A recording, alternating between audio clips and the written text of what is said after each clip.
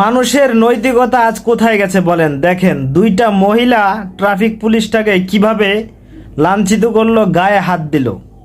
দেখেন, ওই যে মহিলাটা আসবে এখনই কিন্তু গায়ে হাত দেবে। মানে এভাবে নির্মমভাবে, মানে আসলে ট্রাফিক পুলিশটা তো অবাক। দেখেন কিভাবে তারা দুজন মিলে ট্রাফিক পুলিশটাকে এভাবে আঘাত করলো। এখনো যে বাংলাদেশে এরকম মানুষের নৈতিকতা আছে, মহিলা মানুষ, চিন্তা করা যায়।